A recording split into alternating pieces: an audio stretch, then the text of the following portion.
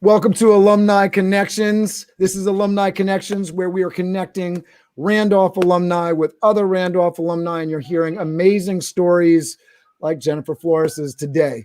I'm going to play our theme music, if I can get that going from the technical piece here. Actually, I'm going to jump right into the introduction, and then I'll play our theme music if I can get that all going. So, Jeniffer Flores is a research and development analyst in the real estate development field. She works on behalf of Core Services to provide citizen reentry centers, affordable housing, and homeless shelters to vulnerable populations in New York City, Washington, D.C., and Miami. In December 2019, Jeniffer became the first in her family to graduate from college. She attended Gettysburg College and double majored in economics and public policy. To continue her professional development, in May of 2020, Jeniffer completed her certification in development and land use at New York University School of Professional Studies. Jeniffer hopes to apply to business school in the fall of 2021. Ms. Flores was born in the Dominican Republic and immigrated to Queens, New York when she was 7 years old. Following her move to the Bronx, New York, Jeniffer attended high school at A. Philip Randolph Campus High School, class of 2015. As a member of SBI during her time at A. Philip Randolph, Jeniffer served as a student intern and stage manager. Thank you, Jeniffer, for being on the show. Thanks. And she's calling in from California today. We had some technical stuff and we're making it through. Thank you. Thank you for having me. Absolutely. And I know we're on a little bit of a delay here, so forgive us, everybody that's watching, but I'll try to shut up for most of it and just let Jeniffer tell her story. So first of all, tell us, Jeniffer, what you're doing now, what's going on with your career in the moment, and then we will time warp back to junior high. Yeah, so as you mentioned, I am an analyst now. I work for a real estate developer, and a lot of the projects that I'm working on right now are like they have a socially conscious driven mission. So our biggest project right now is a reentry center for citizens returning back to their communities after incarceration. So that's been really, really cool because a lot of like the stuff that I do, although it is in the real estate field, I feel like I'm still making an impact in a different field. Um, I so I right now where I'm at, I'm just trying to learn as much as possible and prepare myself for business school. That's kind of where I'm at in my career. I see business school as kind of like a transition. So I completed that program at NYU, and I'm completing another program now that's like a entry to business school on behalf of the business school. So hopefully I succeed in that and then continue to apply to that school.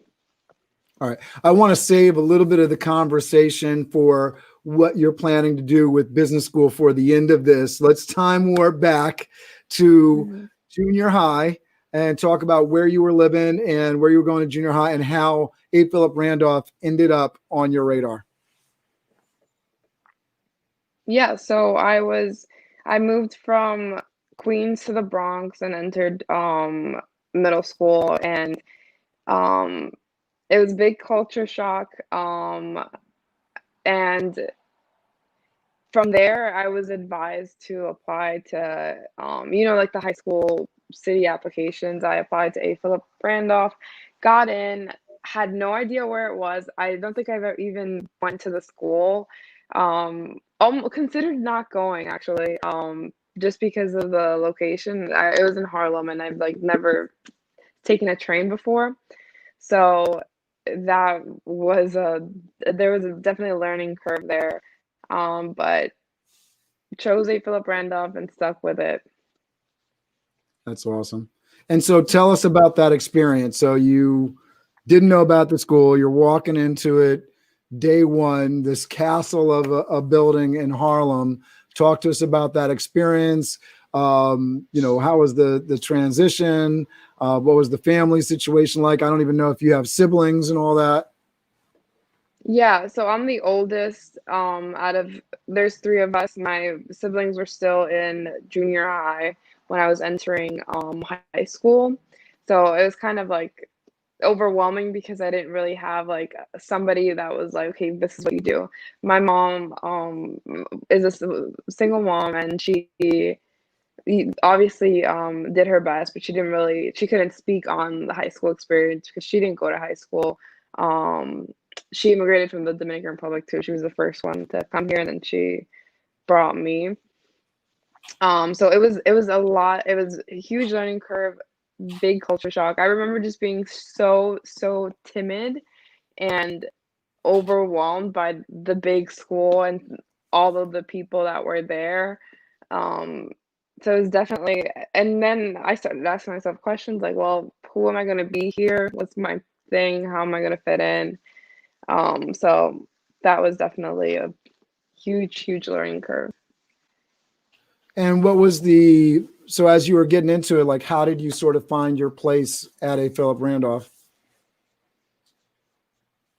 It definitely took a while. I did stick with academics the best. I think that was the one thing that like, because I was very shy, very timid, so a lot of like the stuff that I like to do was very internal. Um, so I stuck to my academics. Tried a couple of other things. Like I remember being on a dance team. That wasn't The stage was not for me. I definitely liked being behind, in the background a lot more. So, but luckily I stuck with. I did SBI, I believe, all 4 years. I remember doing like the career stuff. Um, that was always fun. I always looked forward to that. And then senior year, being an intern and all that stuff. So how did you get pulled into SBI? Did you have a buddy that was into it? Did you just randomly walk into Mr. Thompson one day? How did that happen? I think it might have been after seeing one of like the promotions, or like you know how they go into like the lunchroom and like promote the program for everyone. Like that's how it started with, so that I saw the dance stuff, and um I got into that, and then from there, like it took a little bit of trial and error, but from there found my niche and said, okay, this is more up my alley. Started playing sports. I started playing sports. That was a huge part of my life. That was outside of school, and that conflicted with dance a lot. So I didn't do that, and I stuck to sports, but then still maintained a relationship with SBI through like the career and college preparatory. What sports were you playing? I was playing rugby pretty competitively in high school. So Randolph has a rugby team? No, this was outside, so I had to take a train every day to practice at Randall's Island. We had tournaments in the weekends. It was really cool. I got to go to a lot of different places, meet a lot of different people. But it was on behalf of the That's crazy. city, And I'm trying to New York remember City. right now. We just did an interview with somebody, and the name is escaping me, but she played rugby in college. And, first of all, forgive me for being ignorant, but rugby, just anywhere, like, it's not a sport I know well. So it really surprised me. The only thing that I know about it is it's tough and football-ish and very physical. So the fact that she was playing it in football and she was female, I was like, whoa, really? So that's pretty cool to hear that you were doing that. Did you continue that later on? So I wanted to, basically there were I applied to a couple of programs in college to continue playing rugby pretty competitively, but I did not get into those programs, and unfortunately, Gettysburg College's rugby team was club, and I wanted to play varsity, so I hung up my cleats and Yeah, that was that. yeah, All right, so that was that. Yeah. talk to us about the rest of the Randolph experience. Talk to us about junior and senior year as you're, getting college or whatever the next step you were thinking about in life. Talk to us about, how classes were going. It's always interesting to hear about what people remember from teachers and classes, and what that sort of situation in terms of transitioning from, all right, I'm a high school student to, now I'm thinking about life beyond high school. Yeah, so honestly, a lot of now in my memory is kind of like mushed together. I guess that means I'm getting older. Yikes. But I do the stuff that sticks out to me. I remember I really loved my English classes. I don't know why I didn't stick with that in college, but I really, really I think the teacher was like Mr. Bell or something. Um, I remember really liking that class. I'm trying to think of what else. Um, Did you do SAT prep or anything, getting ready for SATs? Were you thinking about already in yeah. junior year what college you were trying to go to? So yes, like, but I was doing college work very passively because I looked at rugby as like, oh, like this is like a great gateway for me to get into different schools. And at first it definitely was. It just, there was, so, I had issues with my immigration status in high school, so that really limited my choices. But luckily, I found get a school at Gettysburg College that was very, very accommodating to that. So at junior year, I didn't realize how important my immigration status was to the college applications, but it's the reason why I didn't get into the programs that I wanted to get into, or that were on my radar initially. Gettysburg wasn't on my radar until senior year. Um, I was just going to in say, I'm sorry, I was just going to say that I think that's really important because I have family members, extended family that have had those same issues. We definitely have those conversations all the time in Randolph, and it's one of those things that I think it's really important, especially to hear from somebody that's been through the process. I can't imagine, people that were, you know, at the beginning of that process, in the middle of that process this year, and thinking about getting into that process of applying for colleges next year with all this going on, and then the immigration, and then on top of that, the national conversation, right? It's just crazy.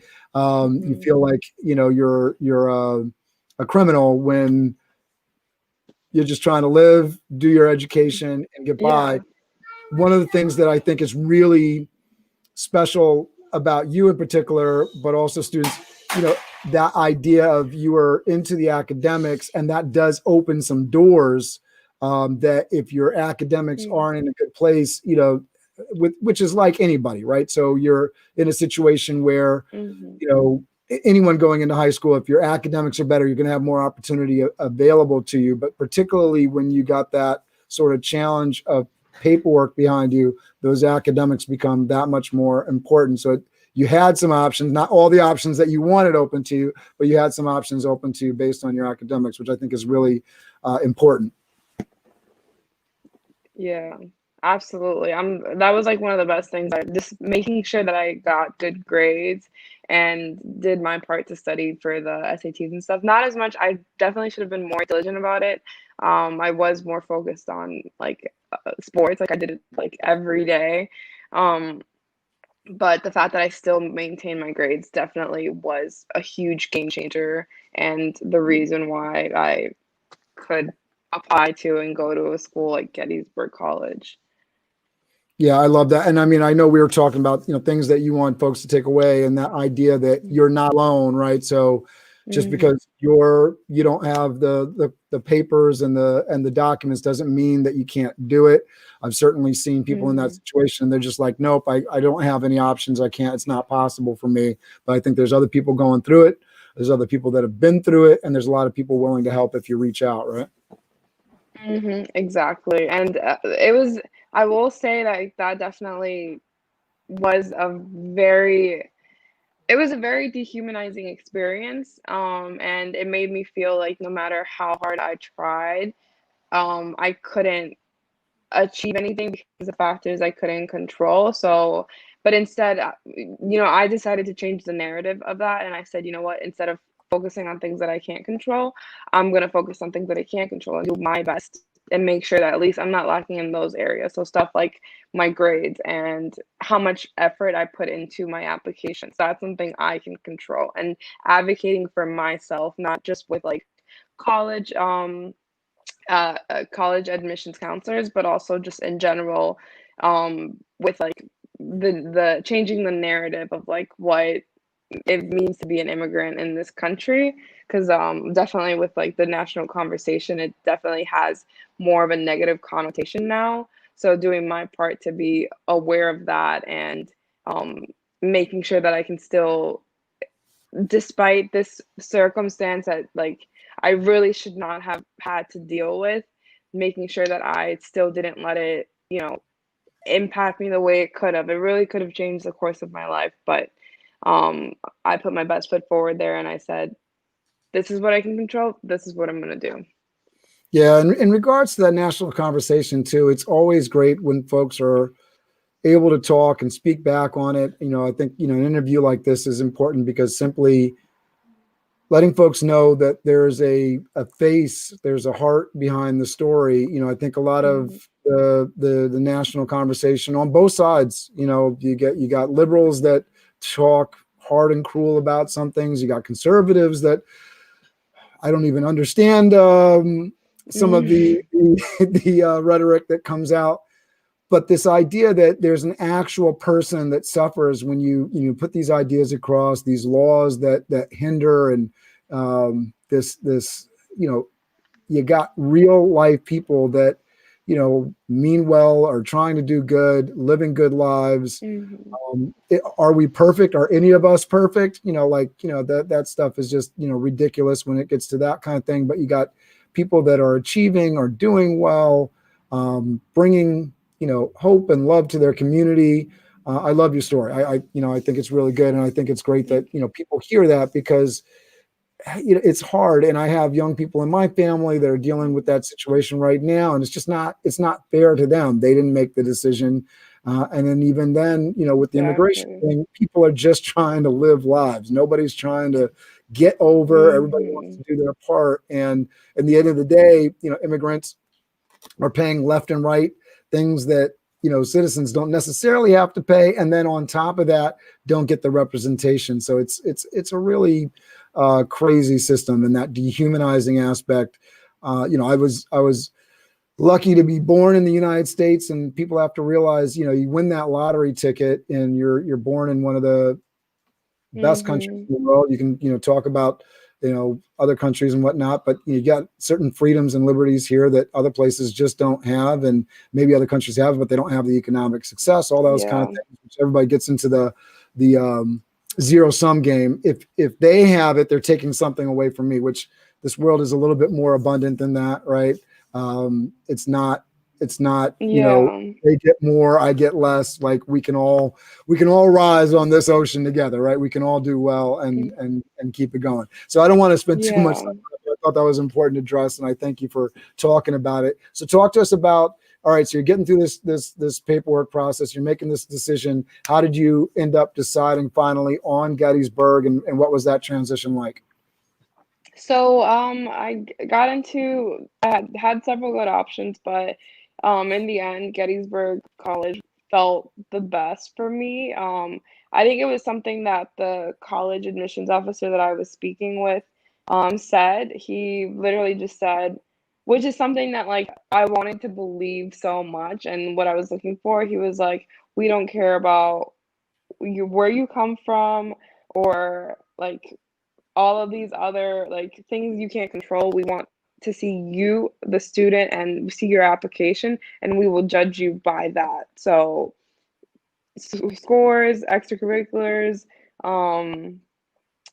what I did with my academics, my essays, stuff that I was in control of. That's what I presented is what they um base their decision on accepting me into the college or not.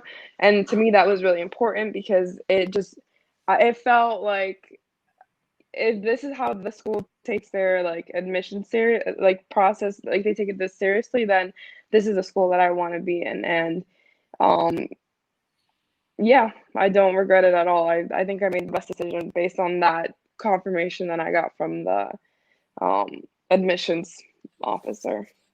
Was it Daryl? Yes, it was Daryl. Yeah, Daryl's awesome.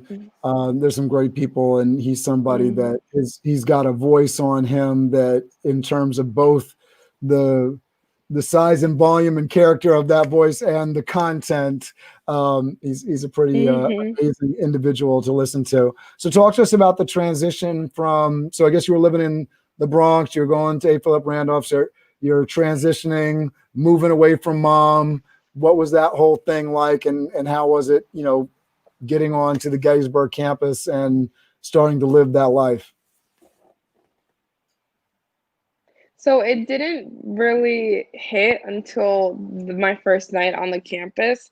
Um, the best way to describe it, I heard somebody say it and I was like, wow, it's so accurate. I felt like I was studying abroad and I literally was 5 hours away from my home. It was the biggest culture shock I think I could have ever experienced. Or, yeah, to this day, it's still the biggest culture shock I've ever experienced. My first day there, it felt like everyone around me got a manual for college, and mine got lost in the mail. Like everyone knew exactly what to do, who to hang out with, what to wear. Like everyone was wearing the same thing. I was like, I didn't get a memo for the uniform or anything.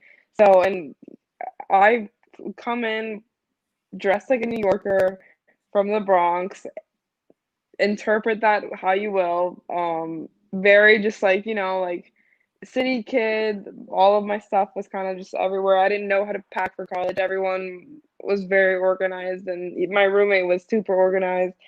She had all her friends from her boarding school and from her boarding high school and her college basketball team there on the first day, and then it was little old me just sitting there by myself. So it was definitely very rough transition. I'm not even gonna lie. Um, I wish somebody would have stressed the culture differences coming from a school like A. Philip Randolph and going to a school like Gettysburg College. But I definitely did learn quickly. And yeah, it was really hard, but it definitely is one of those experiences that builds your character and gives you tougher skin. So definitely proud of that. And so you're running into all this. Your roommate's got her crew all together already. You're dealing with the culture shock. How did Mhm. you sort of get through that? And what was life in terms of academics like? I'm sure it was pretty rigorous. I think we talk about it, but I think until you actually get there and you're experiencing it, you really just don't know, right? It was hard. I learned quickly that I was so scared too. Always have been a very shy and timid person. So and in class, I was so scared of speaking or even asking a question. I was scared of talking to my professors.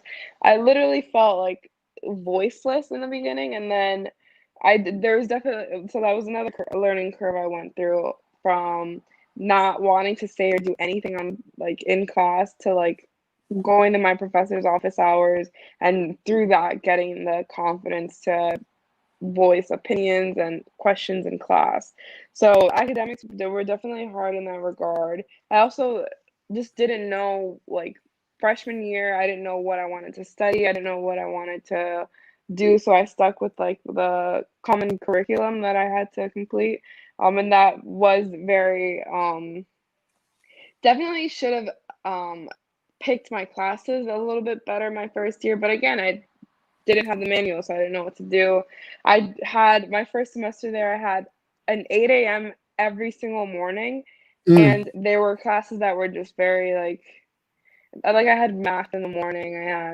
It was just not like it was not fun, but the learning curve, learn my lesson next semester. Definitely picked a better schedule.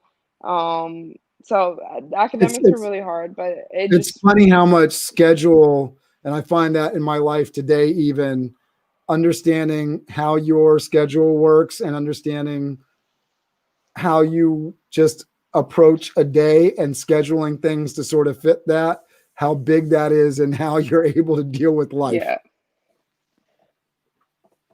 Yeah. Yeah, I definitely, if I could go back in hindsight, that is exactly what I would change. I would definitely not put myself through and 8 a.m. Monday through Friday. It was so bad. Friday, that was my only class. I had an 8 a.m. and then I was done for the day. I was like there, like it felt like I had zero motivation to be there, but I had to like get up and toughen it out and do what I had to Well, do. it was a reason to get up for sure. I had an early class Mhm. in college for my interest in college experience, and that morning class I think I failed just because I was not getting there ever on time. It was not happening. Yeah, so hard, So so talk to us. So hard. you get through freshman year. You're making these decisions. Talk to us about life in Gettysburg. I don't know if you traveled abroad at all. I don't know what the range of experiences are.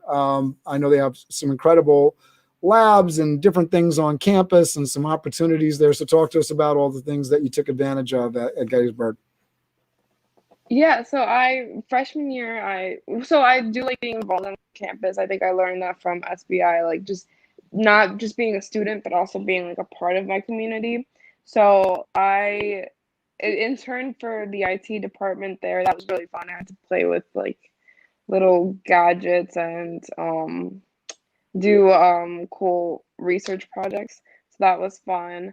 Um, I got involved with like socially with Greek life, and I was involved in that sophomore through my junior year, and then my senior year I just decided that wanted to change the narrative, and like use my time wisely and involve myself in different things.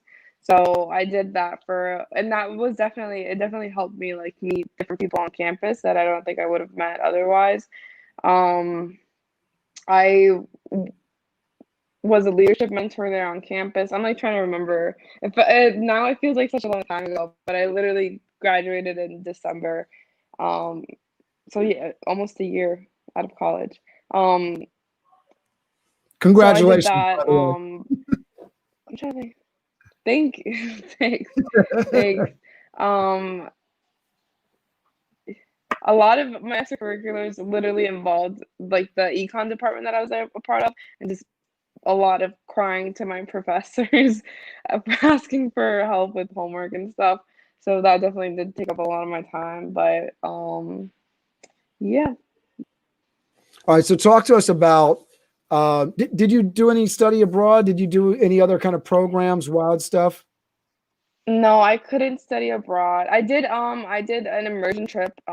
Like they have like these little shorter trips. I did one to the Dominican Republic, which is cool. Because that's where I'm from, but I don't know anything about it, and I'm definitely more American than Dominican at this point. So that it was cool to go So I'm and like assuming, because you did get to travel outside the country that the paperwork issue got somehow fixed in the process all along. that was yeah, that was even don't even get me started on that. So I had to deal with immigration throughout my whole college experience, and it was definitely a very limiting and hard journey for me. So just imagine balancing like trying to not get deported and school at the same time. Especially, I remember sophomore year, like it literally started. My birthday is September 7th, and that was the day that Trump, after he got elected, was like, "Oh, we're gonna cancel DACA. Goodbye." And I was like, "Great. This is how I'm starting my sophomore year. This is not ideal at all." So I couldn't do a lot of things because of that. I really wanted to study abroad. I would have gone to China in a heartbeat, but hopefully I can have that in grad school now that everything is squared away. Oh, that's awesome. I'm glad to hear that. That's great. And is that the Thank you. same for the rest of the family, or is the family still struggling with paperwork too? No, so I was the only one that was in the situation. Everybody else is a citizen. I was Oh, the very lucky one. cool. Okay, because they were all born here. Hmm. Yeah. Okay. Yes. Yeah, that's so, and that's not uncommon, right? And it's very hard and very difficult. So that's cool. So you got to travel to Dominican Republic, which is very cool. So talk to us about finishing up college and transitioning to real life after all this work, after dealing with the immigration drama. Talk to us about Mm. what it was like switching to, all right, now what am I going to do? I've been in school for a while, and I want to hear about what you're doing now. You're doing amazing work. Congratulations, and thank you for the difference that you're making. That's amazing. Thank you. It still is a really hard journey. Like with all transitions, they're gonna be hard and they're gonna be uncomfortable, but they should be uncomfortable because I feel like that's where I experience the most growth. So it was another culture shock, going from full-time student to full-time working adult, and I didn't take any time in between. So I think my graduation was like December 10th, and then December 15th was my first day. Like it was like some very close. Like I had like a day or two to go move back home and then start working immediately. So I did that. I'm still trying to figure it out, honestly. Like this is the one thing that I learned recently that really is helping is that I need to give things the time and patience that they need in order to um things to have good outcomes. For example, my career, like I'm very, because of college and being in academics my whole life, I was so used to like, and this is a problem my generation has, I believe, those instant gratification. So, and you don't really find that as a full-time employee. A lot of your day you're spent at a desk, like doing a lot of like very just like it can get into a routine. Luckily, I can travel for work, so that kind of helps break it up. But you can get in a routine, and sometimes you just feel stuck. But so I'm still going through the transition, honestly. Like, but I'm learning that I need to give things time. And when I first started, I was like, I got into programs. I was like, I'm gonna continue doing school, even though it's not business school now. I'm gonna try to do something outside of work, so the work isn't my life. And I think that really helped. Like the program I'm in now, I love. So doing stuff like that, that like kind of makes it feel like I'm not just working every day is helpful. Even though I do like my job, It's just hard to be an adult when you've been, it's like literally being jumped into adulthood when you've been like not that much. I don't even know how to describe it because I think I've had to be an adult at such a young age, but there are certain things that like, I don't know. It's definitely it's Well, I a real think adulthood versus. academic life is different than work life. Mhm. Even though, and I think this is one of those benefits of going away to college, you're away from mom, you're living somewhat on your own, but it's a little bit protected, and Mhm. you're used to the structure. Now you're in a different structure. Now it's real life. There's bills to pay. There's debt. I am Yeah. assuming in college, there's Oh yeah. responsibilities, and it starts weighing on you. Absolutely. And you also have this realization that like there is no manual again to do life. Like it's literally your life is what you make it. So I don't have like, it's like after you graduate college, there's like no set plan. Okay, this is what you have to do next to like accomplish something. So again, I'm asking those questions like, who am I? Who do I want to be? What do I want to do with my life? And it's definitely, those are very hard questions, but again, my biggest thing is giving those things the time that they need to marinate and for me to hopefully make a great decision about what's next for me in my life.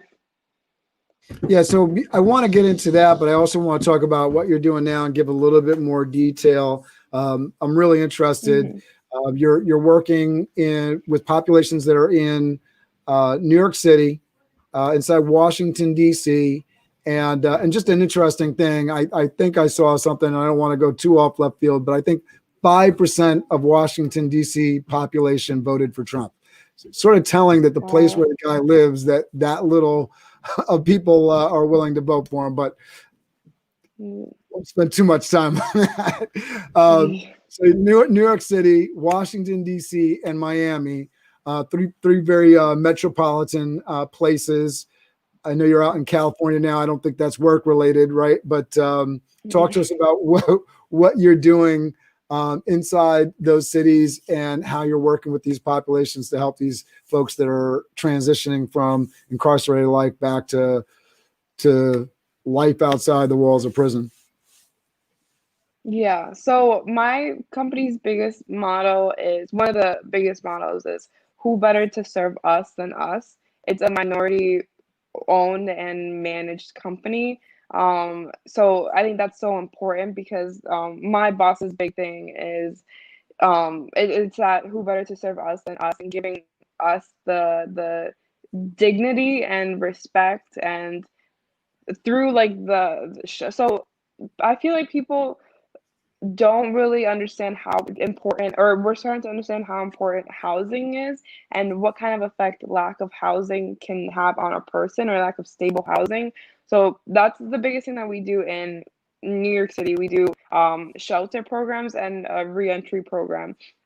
And our whole mission is to give people the dignity and make sure they're comfortable to remove this state of emergency that they're in so that they can actually focus on recovery and re-entering society again and doing things like finding an apartment, paying bills, like stuff like that, maintaining a job.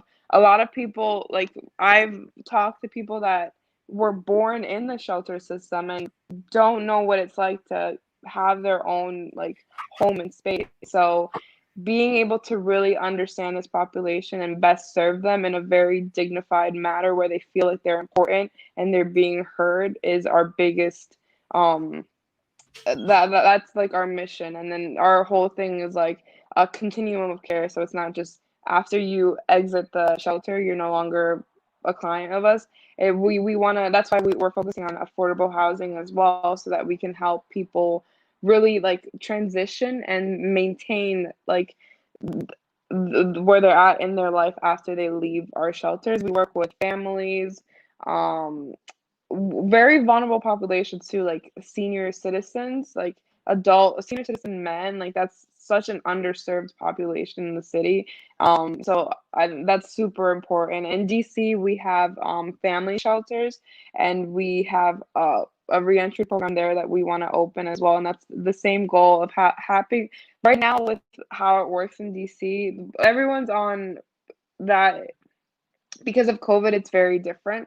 So people are on like home detention, like they're through a monitoring program with like ankle bracelets, but we want to transition them into like a facility where they feel like they have the space, again, the space and respect that they need in order to re-enter society. And we want to do it in their communities, because a lot of what goes on with different halfway house programs is that they're relocated into another community where they have no support and don't know the community. So their chances of going back into prison increases dramatically. And we want to make sure that they're in their communities and they have the space and dignity to, get out of that point in their life where they're at and transition to a new point with the support that they need.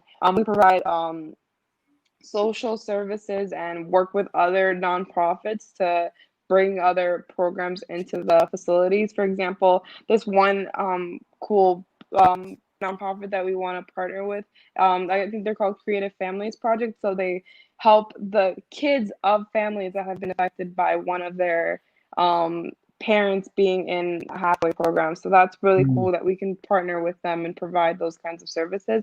And now we're expanding to Miami too, and hoping to open a shelter there, because that is another population that needs adequate services like that. Yeah, I was going to say, I mean, because for folks that aren't familiar, first of all, so many folks end up incarcerated not because they're necessarily evil folks or, in some sort of, situation that, you think of when you think of, like violent crime and everything. There's a lot of situations where mental health, poverty, everything from, car, infractions and not having the income to get out of, situations. And then you're dealing with, on the other side of it, I'm going to butcher the word, but how you say it, recidivism. Recidivism. There you go. Thank you. Recidivism, yeah, recidivism, yeah. The rate that, you know, people end up going back into prison because they already have a record. So that makes you automatically more likely, if you do wind up in front of a judge, to get sentenced to more time, 3 strikes, this, that, the other. The guy's got a record, as long as we've all heard the movie terms for it. But at the end of the day, it goes back to sort of the immigration conversation. You know, you have this institutionalized kind of prison to school, you know, school to prison pipeline kind of situation going on. So there's so many people that are challenged in this country, and then having these programs that actually lift people and give them a chance. So it sort of stops some of that and helps people, give them a ledge to stand on, because otherwise you just feel like you really are alone and there's no help. And, you know, the next time you got to check in with your parole officer and they're saying, hey, you got to be working and you got to be living someplace. And then suddenly you're not living someplace and you're not able to get a job because you're not living someplace, or you can't afford clothes that aren't smelly, and you can't afford to wash the clothes, and you can't, you know, all of these things that we sort of take advantage, you know, or take for granted. Yeah, 100%. And I feel like people don't. So another thing that we want to do is change the narrative, because these people that end up homeless or in prison, they're not bad people, like you said. They're just people. And I think there's a statistic that it was crazy when I heard it. Like in New York City, at least 50% of the population is like a paycheck away from homelessness. So it's a very real issue, and it can happen to anyone. And it literally, it's like luck of the draw. Like you happen to be lucky to be born into a situation where you probably will never have to experience that in your life, but other people aren't as lucky. So definitely changing the narrative of what, like, because these people deserve respect as well, and they deserve help to, you know, face their current challenges and transition to a better situation in their life, and their lives matter too, you know. So it's amazing that I can at least help with um that, because it's something that I definitely am very passionate about based on my own experiences. Yeah, I think we all deserve dignity. And, you know, one of the things that's sort of criminal about the criminal justice situation is that, you know, the idea around incarceration, the idea around any kind of punishment, you go to court, you go to jail, the idea is not that you're being put behind bars so that you know, the rest of society is protected. The idea is supposed to be that we are helping you in some way to get past this problem or challenge in your life that you're dealing with. But I think that sort of gets left out of the crime and punishment conversation. It's all punishment and no rehabilitation, which is what prison is supposed to be. It's supposed to be the prison rehabilitation system, and there's just a whole lot of prison and not a whole lot of rehabilitation in it. You know, it should be a way for folks to transition. Yeah. So talk to us.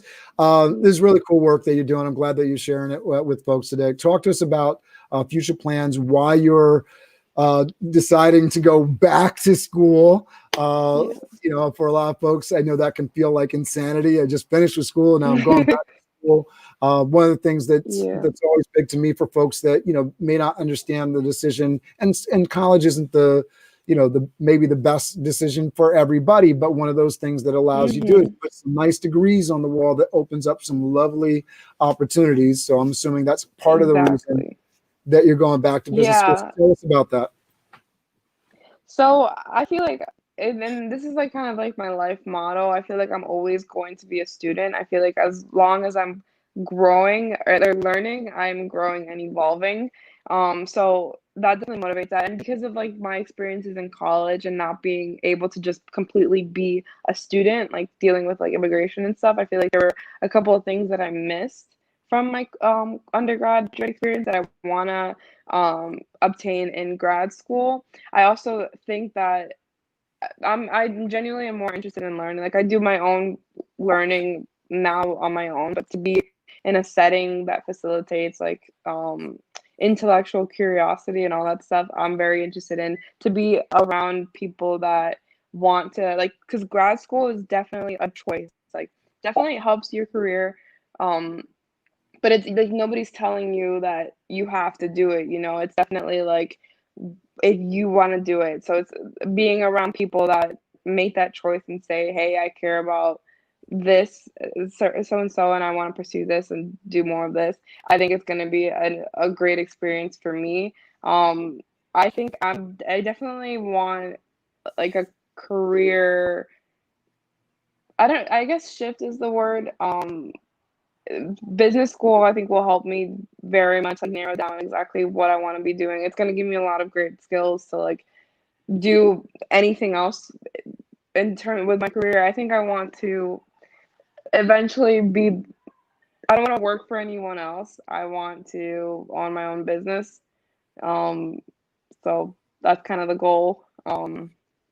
Yeah. That's awesome.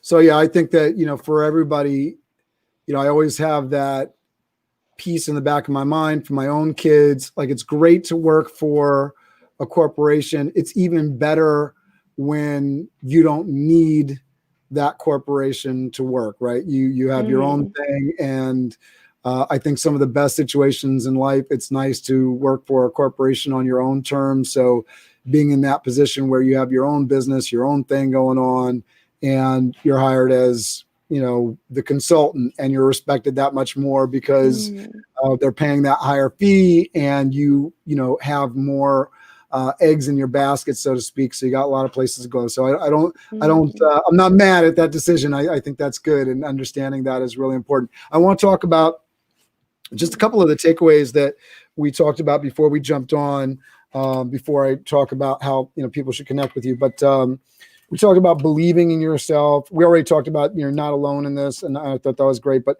believing in yourself through your journey, and also being aware of your position, your course in life. So talk to us about that. Yeah, I feel like, especially coming with somebody that was born into the similar circumstances as I have been, and people that are struggling into this country, you're kind of like set up to fail. So kind of, I think it's a very revolutionary act to go against that and really fight against the powers at play that, keep you down. So I'm thankful enough. I'm thankful that I was aware of that pretty early on. So, and that definitely motivated me to keep fighting, no matter how difficult it was, and no matter how many times I was like, what's the point? Like, I can't control this. This is what my life is going to be. Yada yada yada. Believing in myself, I think, gave me the confidence to, and it's something that I still am working on today. It's something that you have to work on. You don't just wake up and say, or some people do, but I definitely don't. You don't wake up and say, I'm great, I believe in myself, I'm confident. It's something that I have to constantly work on every single day. Yeah, so understanding where you are at in your life, how you move through life, and that you're kind of just like, you're not in this alone, and what you do matters for the people, for yourself, but also the people that have helped create a pathway for you to be able to take advantage of those opportunities, and the people that are going to come after you. I think it's important to also think about. So yeah, those were my big life takeaways. I think that's great. Who are people that you are trying to connect with right now? I know you're on this approach to business school, so I don't know if you're looking for folks that have already been in the business school experience. I've definitely interviewed some folks for Alumni Connections, and I'll try to go through and tag some of those people to make sure that they're talking to you. I was also, in listening to your story, I think there's a few people that I've been speaking with lately that I'll try to make sure you either connect with, or they connect with you, because I think you guys can help each other out. But who are people that you want to connect with in particular as you're doing your job now and thinking about business school? Yeah, so anyone that has any insight on both the grad school application process, then the process specifically to business school, but also anyone that is in the real estate field as well would be cool to connect with. And anyone that was able to leverage their business degree to do something, and I'm interested in hearing what they're doing now, that would provide a lot of insight for me and help me navigate, what's next. Yeah, we definitely have some folks. I know Miss Taylor, who I interviewed recently, she has a very interesting career, but she has her own consultancy, and she goes all over the world working in development kind of stuff. It's not real estate, but she's a Randolph graduate, Spelman graduate, and somebody that I definitely think you'll enjoy connecting with on the entrepreneur kind of thing. She stays busy, and she stays working in that high profile international sphere, which is pretty cool. I did post your LinkedIn address down below. Is there, other than connecting with you on LinkedIn, is there any other place that you would love people to connect with you on? LinkedIn is great. Email, I've used email. If you can, I don't want to post email the email here. You're allowed to say it, but if I post it, you might get spam. So if you want to say it, I'm sure. Yeah. So it's my first and last name, how it's spelled here, and then nyc@gmail.com. Got it. Jeniffer Flores, nyc@gmail.com. Did I say that right? Yes. Yes. All right. Correct. Very good. All right. So thank you so much for doing this with me today. I want to give you the final word, and then I'll play the theme song that I didn't get to in the beginning. So I'll let you say goodbye to everybody, and I'll play this song for us. Yeah. Thank you so much for having me. I'm just recently started sharing my story. This is something that I've been very private about for a long time. So thank you for giving me the platform to share it, and hopefully it can help someone or inspire somebody. So thank you for allowing me to do that. Oh no, it was my pleasure, and actually really, really interested to hear your story, excited to hear your story, and really thankful to hear your story. And I'm sure that for Randolph students and other alumni that are out in the world and currently in college, that your story is going to mean a lot to them. So thank you for sharing it. All right, here we go. Hang on with me. I'll be right back with you, Jeniffer. Just want to talk to you before we jump off. Let's see if I can make this actually work technically. This is the Alumni Connections Project. We all know Randolph's better than the rest. Even when you progress, you still gotta rep. 8th Phillip Randolph Campus High School. But this is not a test, you should say it with your chest. Be proud of your origin, and if you are proud, support it then. Stronger together through unity, better together. Let's build the community. Randolph isn't a school or a building, it's a legacy. It's not in your past, it's your identity. So show some pride. Alumni Connections, sponsored and brought to you by SBI, CCPI. SoundDownTownBusiness.org. SoundDownTownBusiness.org. The journey doesn't end with graduation and prom. The journey doesn't end with graduation and prom. The journey doesn't end with the journey doesn't end. This is the Alumni Connections Project. This is the Alumni Connections Project. 8th Phillip Randolph. 8th Phillip Randolph. Randolph.